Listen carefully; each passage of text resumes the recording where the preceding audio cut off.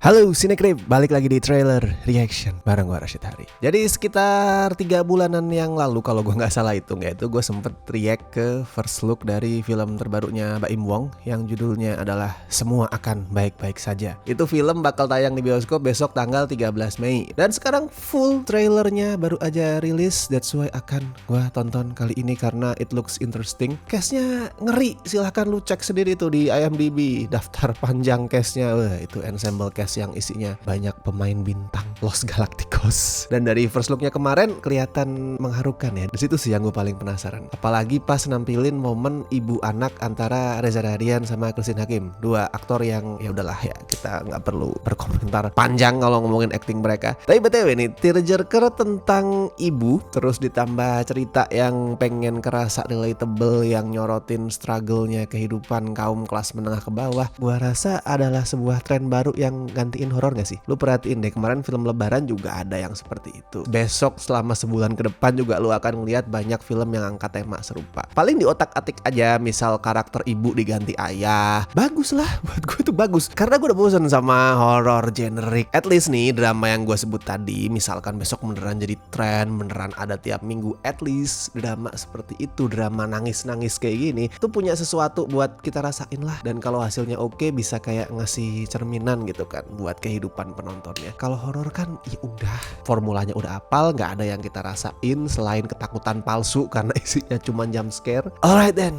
langsung coba gua cek dulu trailer Semua Akan Baik-Baik Saja. Loh, Kak, kapan datang? Harusnya dari bulan lalu, biar ini bisa lebih rapi. Ya ampun, udah diberesin semua. Sebenarnya ya, kamu tuh bisa loh kerja bulanan, dapat gaji gitu. Ya ini kan juga kerja, Kak. Iya, tapi kan bukan nggak jelas, cuman nggak tentu kamu dapat uang. Gue ngerti sih dilemanya. Dilema bagaimana di saat keluarga tuh ngomentarin, menghakimi, ngejudge pekerjaan kita gitu. Itu dilema yang pernah gue rasain. Dan gue yakin banyak orang juga bisa relate ya. Kerjaan kita itu dijudge sama keluarga sebagai dalam tanda kutip gak jelas ya. Karena kerjaan itu misalkan gak dapet gaji bulanan pasti, gak ada pensiunan, misalkan kayak freelance. Gue paham dilema karakternya si Reza di sini. Di satu sisi pasti dia itu juga pengen lebih settle, pengen mendapatkan sesuatu yang lebih pasti lah. Tapi di sisi lain gue juga menikmati hal-hal non komersil yang bisa gue dapat dari kerjaan kayak gitu. Misalkan lebih punya waktu luang, lebih santai, relatable buat gue. Kalau itu nggak relatable, kalau itu goblok. Tolol. Assalamualaikum, Kak.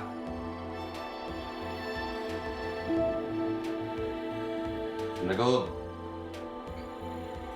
Kak. Mati. Kakak kena serangan jantung. Tadi gue coba telepon lu pakai handphone Kak Tari, Kak. Aduh. Astagfirullahaladzim. Enggak, baru kemarin ketemu, astaga. Ini kenapa enggak ada? Once more. Tuh Tadi gue gila. coba telepon lu pakai handphone Kak Tari, Kak. Aduh. Astagfirullahaladzim. Enggak, baru kemarin ketemu, astaga. Gue juga astagfirullah sih. Oke, ini baru trailer. Kita belum ngelihat gambaran the whole picture dari scene ini tuh akan seperti apa. Tapi kalau dari cuplikan ini, Reza anjing lah. Gila, gue bisa membayangkan di aktor yang tidak terlalu bagus, adegan seperti ini bakal dibawain dengan ya udah kayak cuma nangis.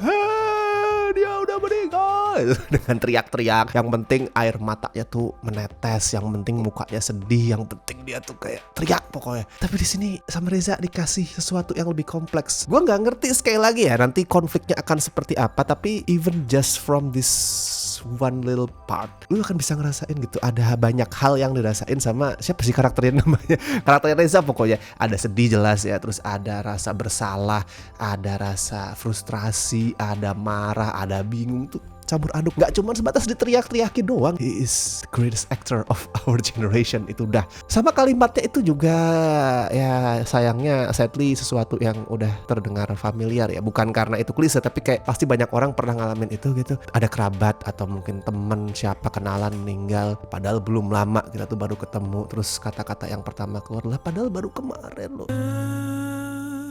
Ini kenapa nggak ada yang ngomong?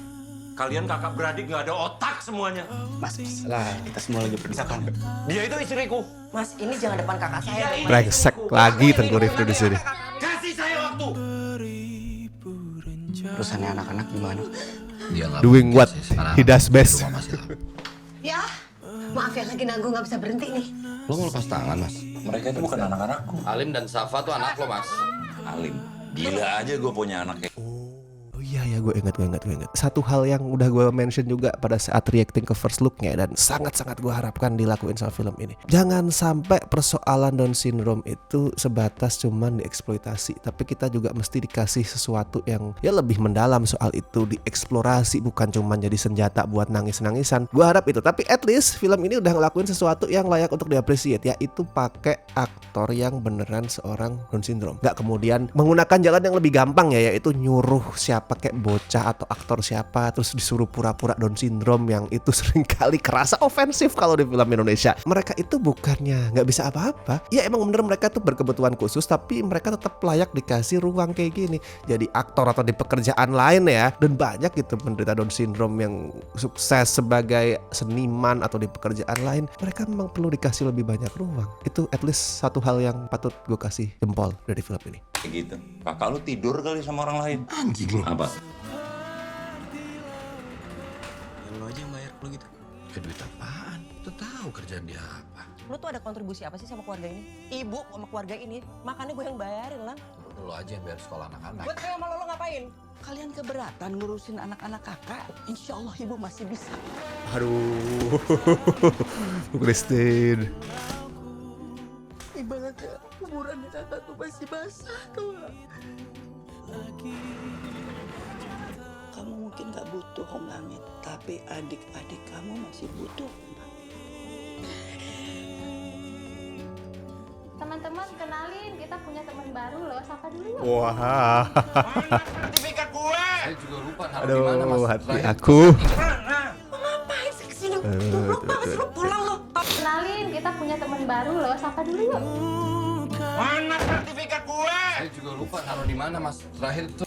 Di luar dinamika Reza sama Bu Christine yang hangat, ini juga yang gue tunggu, duel Reza Radian sama Tengku Rifnu. Sekali lagi gue sebut, dua orang ini adalah aktor Indonesia terbaik di generasi sekarang. Mungkin ada aktor-aktor lain yang juga keren, banyak aktor-aktor lain yang gue juga suka aktingnya, tapi buat gue mereka berdua yang paling bagus. Ngapain sih kesini? Goblok banget sih, lu pulang lo. Tahu alamat gue dari mana lo? Ada ibu kak. Malu.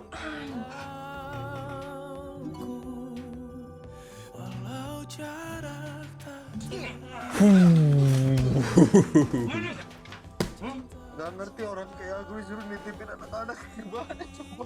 Ibu juga sudah tua, ke siapa lagi? Coba lagi yang tadi. Bukan yang ini. Mana tadi? Gak ngerti orang kayak aku disuruh nitipin anak-anak gimana coba. Ibu juga sudah tua, ke siapa lagi? Trailer yang sungguh dahsyat. Gini ya, ini mungkin akan terdengar terlalu cepat karena filmnya juga masih tayangnya berapa tuh berarti tuh? Sebulanan lebih lagi ya. Ini namanya potensi, yang gue bilang adalah potensi, bukan sesuatu yang gue jamin, sesuatu yang gue pastiin, tapi ini potensi. Semua akan baik-baik saja. At least based from that trailer, sangat berpotensi jadi film Indonesia dengan parade acting terbaik tahun ini. Ya secara ensemble cast-nya keren-keren. Terus tadi bener-bener lah kerasa banget kalau Baim tuh ngerti bahwa dia dapet aktor-aktor yang edan levelnya. Jadi semuanya in a good way dieksploitasi kualitas aktingnya Reza, Bu Christine, Tengku Rifnu, Raihanun juga ada tadi ya. Dan itu bukan hal yang gampang untuk menghandle ensemble cast sebesar dan seberbintang itu. Jadi kalau sampai berhasil, mantap Pak Baim. Ya oke lah, kita tunggu aja ya di bioskop tanggal 13 Mei besok. Apakah trailernya berhasil bikin lo nangis? Coba silakan bagiin kesan atau mungkin reaction lo soal trailer. Semua akan baik-baik saja di kolom komentar. Kalau gue sih ekspektasinya itu tadi ya. Yang paling utama adalah semoga persoalan Down syndrome, anak berkebutuhan khusus itu bukan sebatas dijadiin senjata untuk nangis-nangis, tapi emang beneran ngasih perspektif yang ya dalam lah. Thank you juga buat teman-teman yang selama ini masih setia join membership Cinecrip, terutama beliau-beliau berikut ini dari Tier Bestie and La Familia. Thank you so much guys, you're the best. Oke, gue Rashid Hari, sampai ketemu di trailer reaction berikutnya.